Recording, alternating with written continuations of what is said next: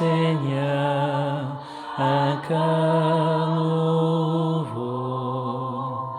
Mais en nous, Seigneur, un esprit nouveau.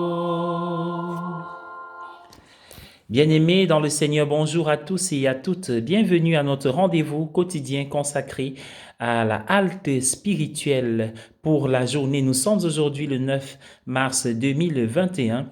Vous faites bien de vous connecter. C'est parti pour une nouvelle plage spirituelle. L'évangile est un extrait de Matthieu au chapitre 18, versets 21 à 35. Il peut être utile de prêter attention aux questions que nous trouvons sur les lèvres des personnages de l'Évangile, que ce soit sur les lèvres de Jésus ou de ceux avec qui il interagit.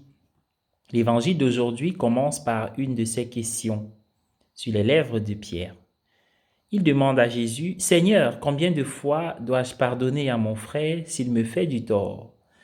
Une question que l'enseignement de Jésus sur l'importance du pardon a dû l'inciter à poser. Y a-t-il une limite au pardon? En d'autres termes, Pierre propose une réponse à sa propre question. Cette fois, de fait, dans la tradition juive, le chiffre 7 était le symbole de la perfection.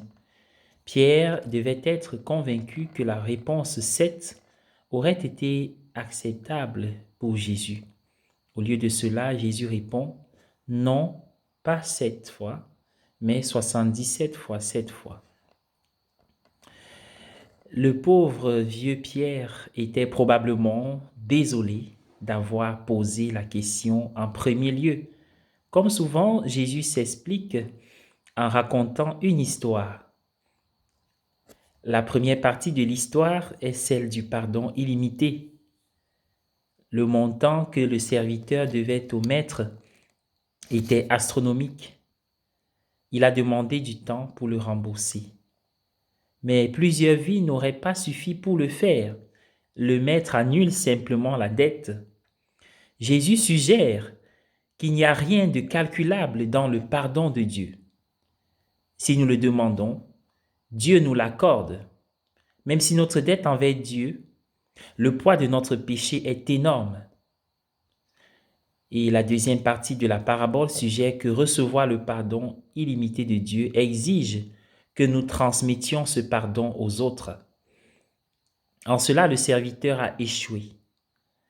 Un serviteur de rang inférieur a demandé du temps pour rembourser une petite dette. Elle aurait pu facilement être remboursée avec le temps, mais le temps ne lui a pas été donné par celui qui venait de recevoir le pardon. Le pardon lui a été refusé.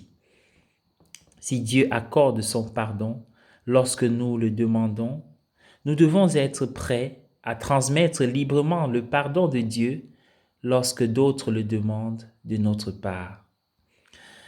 À tous et à chacun, bon courage dans cette mission de pardon que nous recevons du Sauveur, du Seigneur, de Dieu le Père de miséricorde. Que l'Esprit Saint nous y aide et nous aide à penser ces blessures, à laisser au Seigneur le soin de nous tenir par la main sur le chemin du pardon.